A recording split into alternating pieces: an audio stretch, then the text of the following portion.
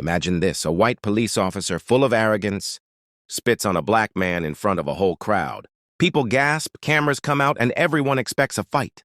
But what happens next? No one could have predicted. Because that so-called ordinary man wasn't ordinary at all. He was the brand new chief of police, and in that single moment, the officer's world flipped upside down. Imagine walking down the street on a hot summer afternoon, the kind of day where the sun bakes the pavement and even the air feels heavy. You're minding your own business, maybe heading home from work or picking up a few things from the store.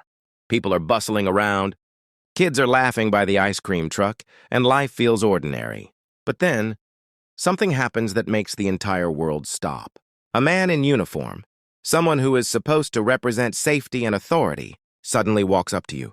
Without warning, without a single word, he spits directly in your face. The crowd gasps. The mothers standing nearby cover their children's eyes. A teenager pulls out his phone to start recording. Everyone freezes, shocked that an officer of the law, a man wearing a badge, would commit such a disgusting act in broad daylight. Now picture yourself in that moment. What would you do?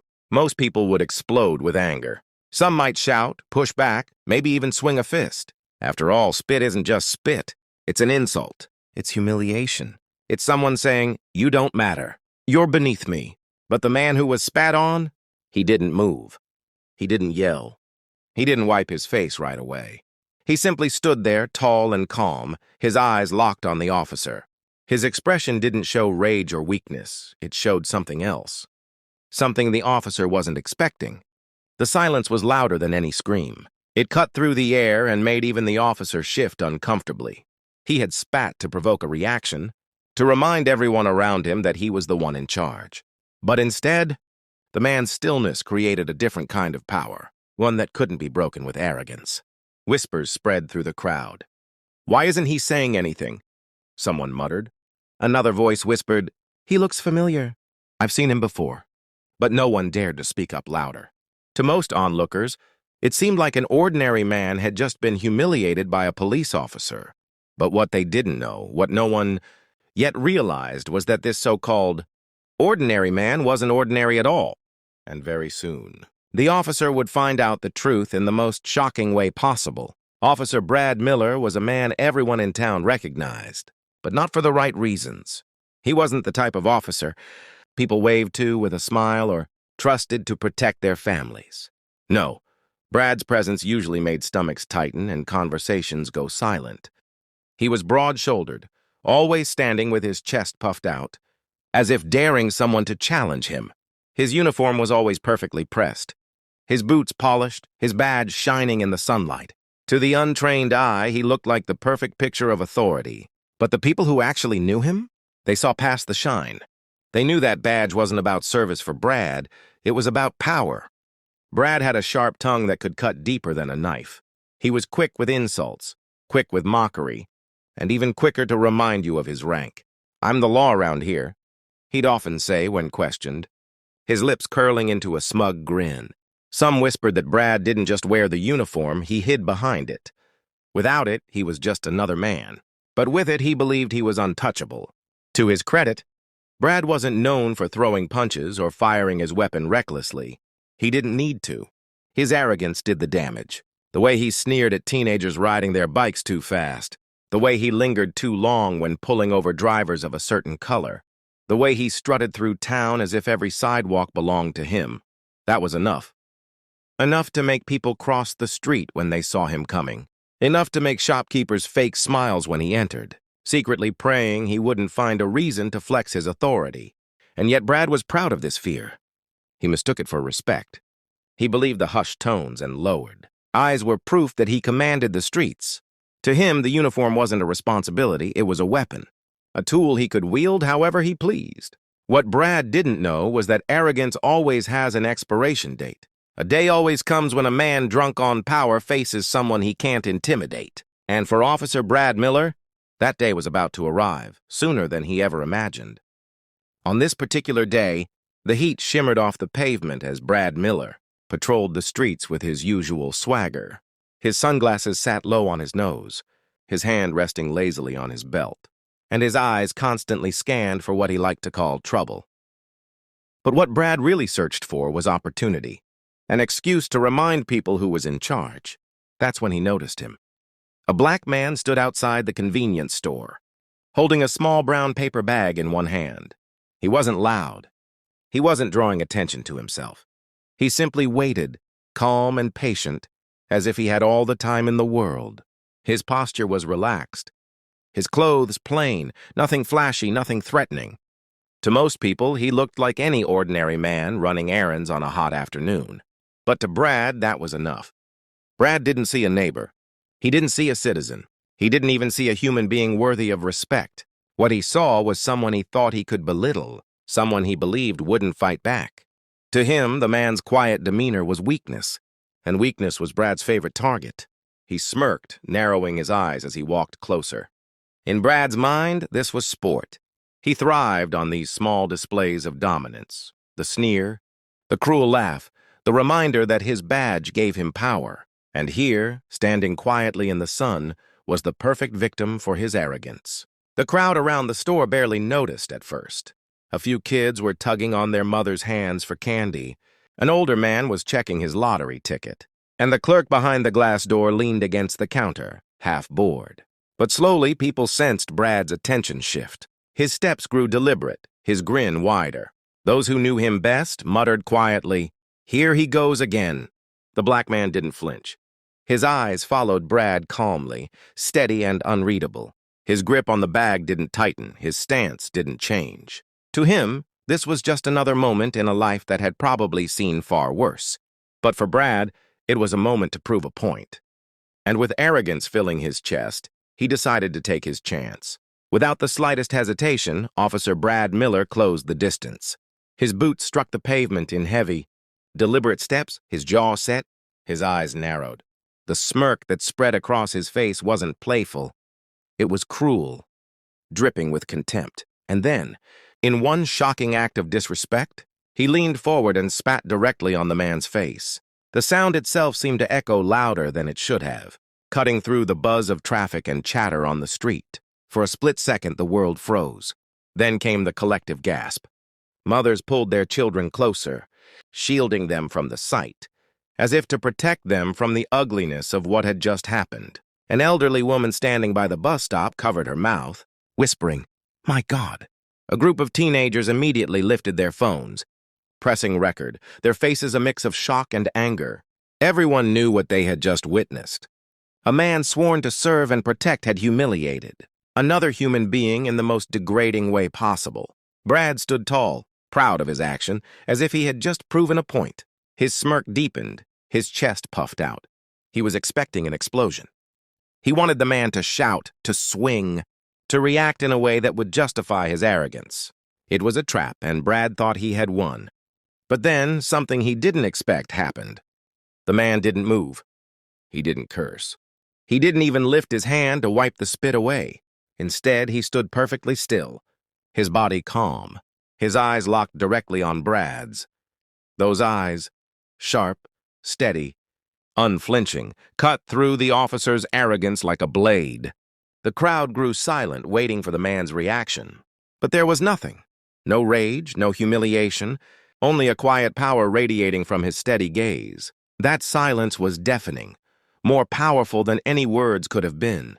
Brad's smirk faltered just for a second. The stillness unsettled him.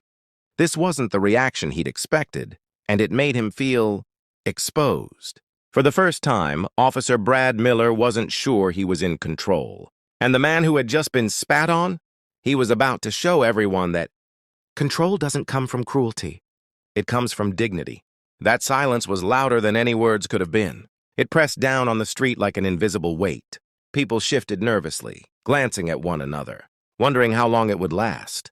Some expected the man to explode, to swing back at the officer, to give Brad exactly the outburst he wanted. But nothing came. The man didn't flinch. He didn't tremble. He didn't even blink away the spit that slowly trailed down his cheek. Instead, he stood there, shoulders square, eyes locked firmly on Brad Miller. His calmness wasn't weakness. It was unnerving strength. Brad, however, mistook it for defiance. His arrogance demanded a reaction. He couldn't stand the idea that his disrespect might not land the way he intended. So he leaned in closer, his voice dripping with mockery. "What, you got nothing to say?" he sneered, his lips curling into a cruel grin. "Cat got your tongue? Or maybe you know better than to talk back to me." The man said nothing, not a single word. He remained rooted in place like a mountain, steady and immovable. The tension in the air grew thick, almost unbearable.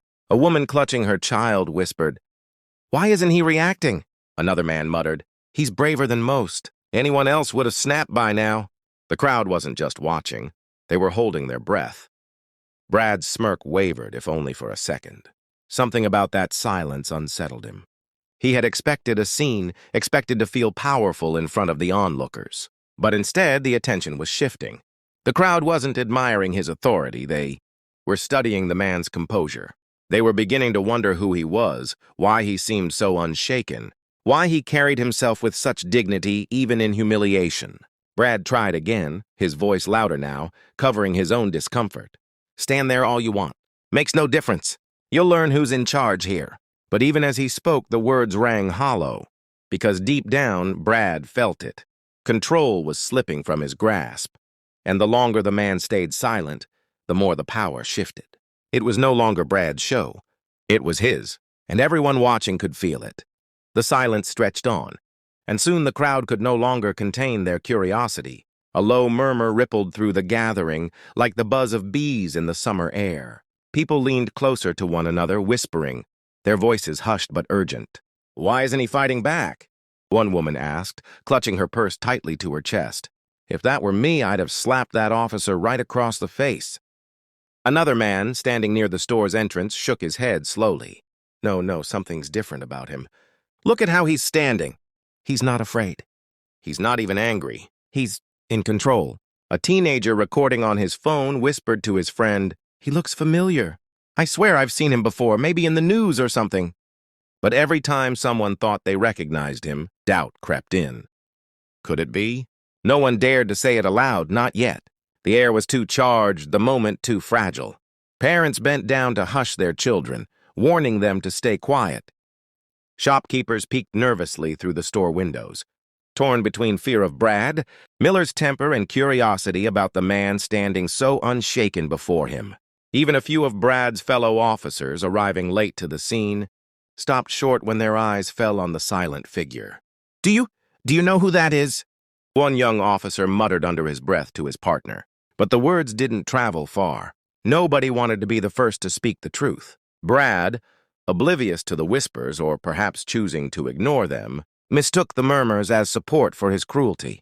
He puffed out his chest and grinned wider, convinced the crowd admired his dominance. But what he didn't realize was that the whispers weren't about him at all. They were about the man he was trying to humiliate. Every second that passed, the murmurs grew louder, the suspicion spreading from one person to the next. The crowd didn't just see an ordinary man anymore. They saw someone familiar, someone who carried himself with an authority that didn't need a badge. And though no one dared to speak it yet, the truth was bubbling just beneath the surface, ready to explode at the perfect moment. Two more officers pushed through the crowd, their radios crackling faintly as they arrived on the scene. The murmurs of bystanders grew louder when they saw the backup. People leaned in closer, sensing that something big was about to unfold.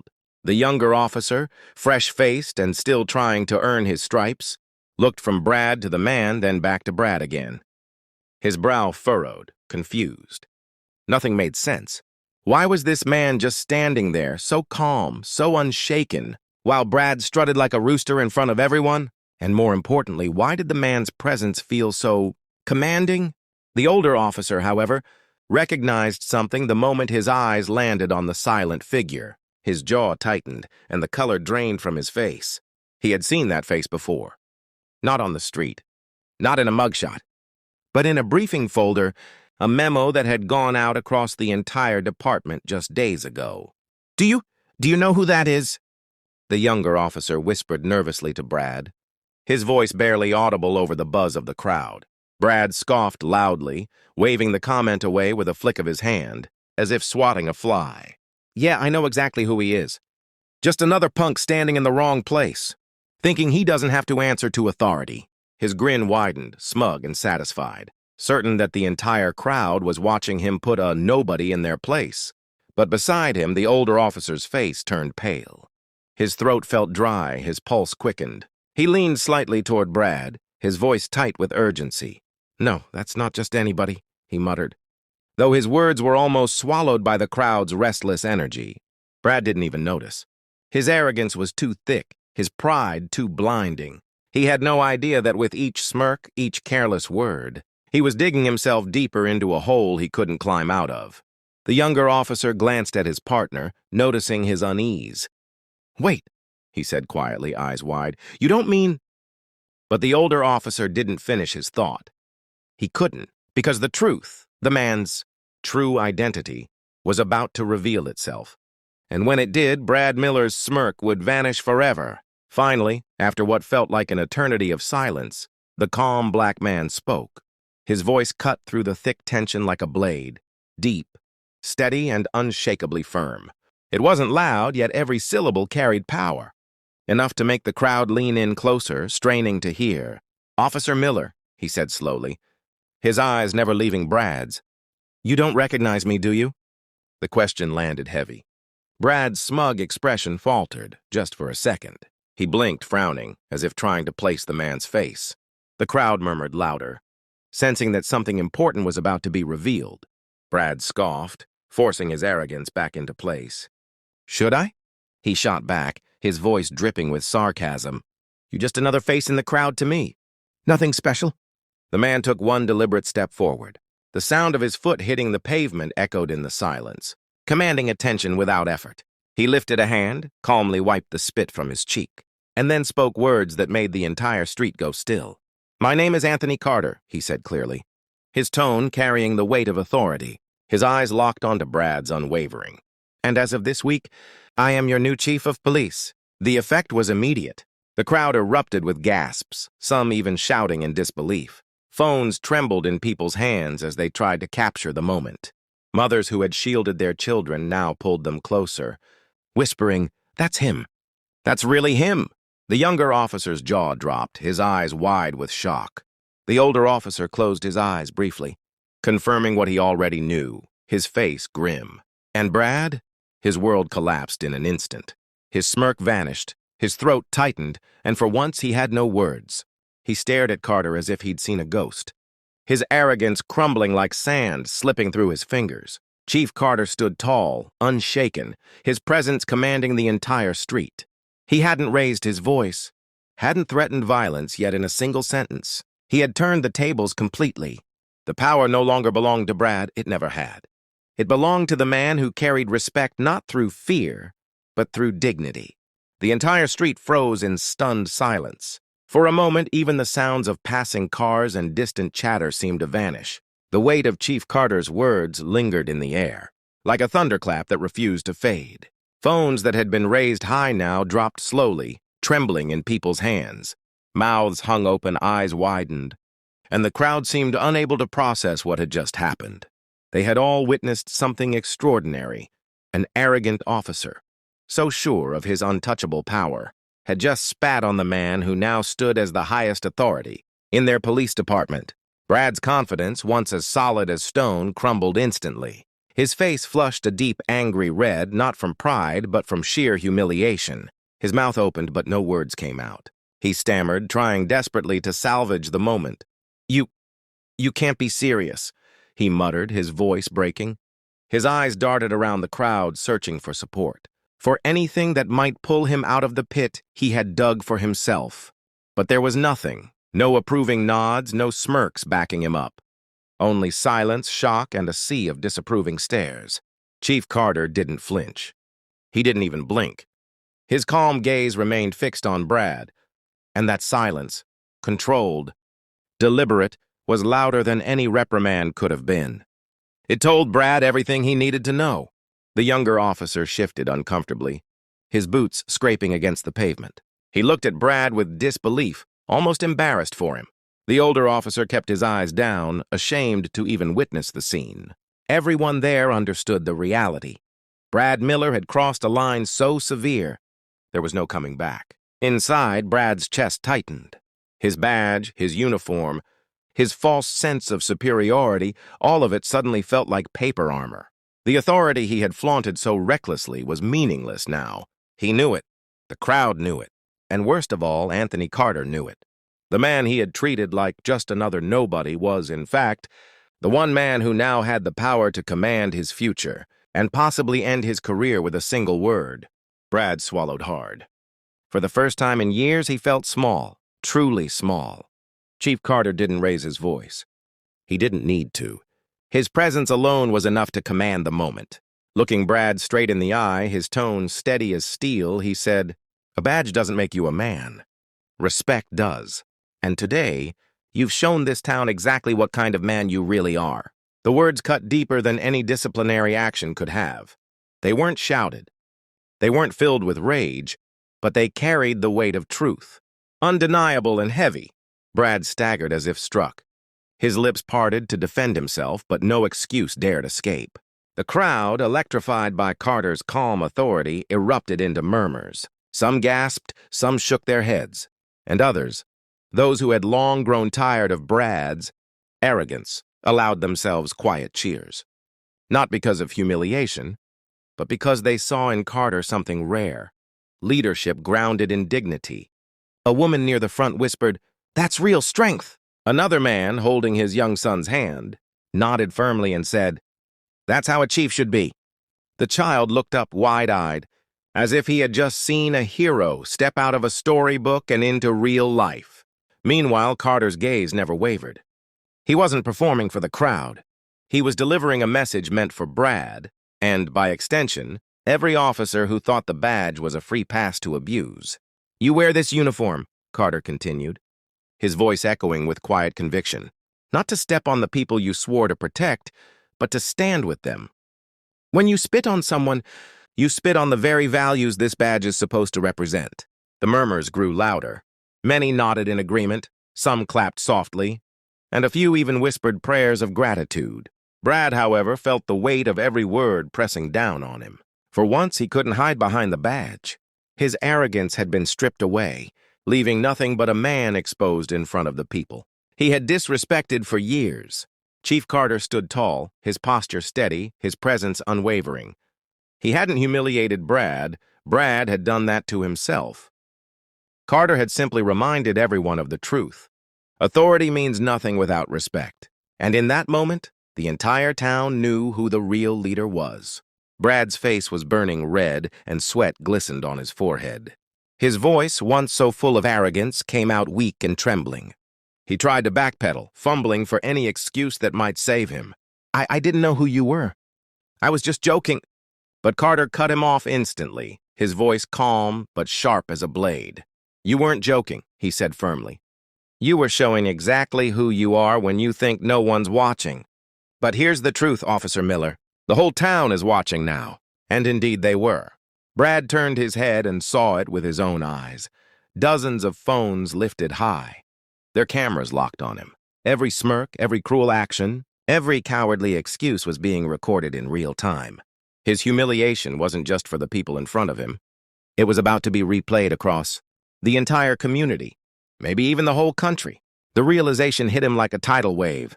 His reputation, his career, everything he thought was untouchable, now dangled by a thread. He stammered, desperate. "I didn't mean it like that.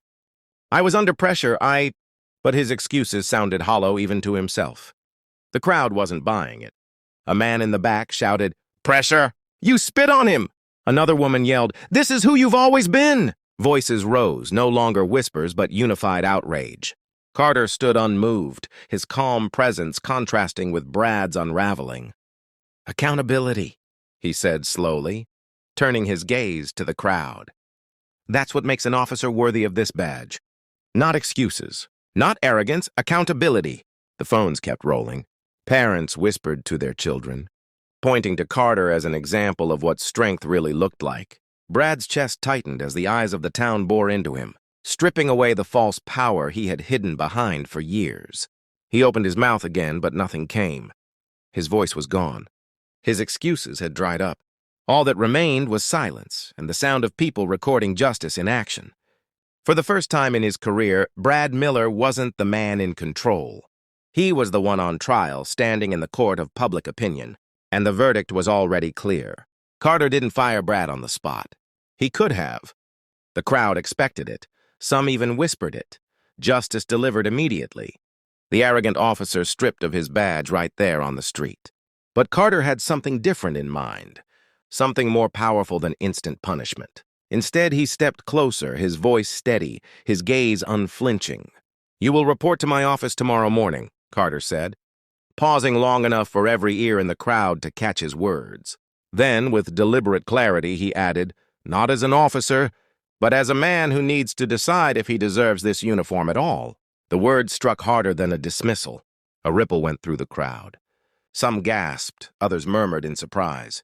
They had expected fireworks, maybe even Brad's badge ripped from his chest. But Carter had chosen a different weapon, reflection. Brad's shoulders slumped, his head dropping under the weight of shame. For once, there was no arrogance left in him, no smart reply, no sarcastic grin. He looked smaller than he ever had, stripped not of his badge, but of the false pride he had hidden behind. The silence that followed was heavy, but it wasn't empty. It was charged with meaning. Parents held their children tighter, realizing they had just witnessed a lesson bigger than any courtroom drama. This wasn't just about one officer, it was about accountability, dignity, and leadership. Carter turned his eyes to the crowd, making sure they understood. The badge is not a shield from consequences. It's a promise to serve with honor, and every man and woman who wears it must earn it, every single day. Soft claps broke out, growing louder as the crowd processed his words. A woman near the front whispered, "That's justice." Another man nodded and said, "That's leadership." Brad, meanwhile, couldn't meet anyone's eyes. For the first time in years, he felt what it was like to be truly powerless. Not because someone took his authority, but because someone revealed the truth behind it. And so, with his head lowered, he stood in silence. Tomorrow morning, his fate would not be decided by a badge, but by whether or not he could prove himself worthy of it. Chief Carter turned slowly to face the crowd, his presence commanding but not intimidating. His voice carried not because he shouted, but because every word was weighted with truth. "Respect," he began, pausing as his eyes moved across the faces watching him, "should never depend on the color of someone's skin, their clothes, or their title. Whether I'm your neighbor or your chief, I am still a man who deserves dignity, and so do all of you." For a moment, silence blanketed the street. Then, like a spark catching fire, the silence turned into applause. People clapped, some cheered, and others simply nodded with tears in their eyes. Mothers hugged their children, whispering lessons they hoped would stay with them forever. Fathers stood taller, proud to show their kids what true leadership looked like. Carter's words weren't just about Brad's mistake. They were about everyone. About the grocery store clerk who faced daily disrespect. About the teenager who was judged for his hoodie. About the elderly man who felt invisible when people walked past. Every soul in that crowd felt the weight of Carter's message. "The badge," Carter continued, his voice firm but compassionate, "is not a license to look down on others. Authority does not come from metal or fabric. Authority comes from integrity, how we choose to treat people when no one is watching." Brad shifted uncomfortably, the lesson slicing deeper than any punishment could. His head hung low as the crowd's cheers grew louder, not for him, but for the man he had spit on, the man who now showed him what real strength looked like. A little boy sitting on his father's shoulders raised his hand and shouted, "You're the best chief ever!" The crowd laughed softly, and Carter smiled warmly, though his eyes remained serious. "Remember this day," he said finally, "because respect isn't given by force. It's earned through character. If we hold on to that truth, then no badge, no title, no position will ever divide us." The applause swelled into a standing ovation. Phones kept recording, but this time, it wasn't for drama. It was to capture a moment of unity, a lesson worth sharing far beyond that street. And as Carter stood there steady and calm, the people knew one thing for certain: true authority had nothing to do with a badge. It came from integrity. And that's the lesson Chief Carter left behind. True authority comes from respect, not a badge. If you found this story powerful, don't forget to hit that like button, share it with a friend, and of course, subscribe so you never miss more inspiring stories like this. Your support helps us bring you more tales of justice, courage, and truth. See you in the next video.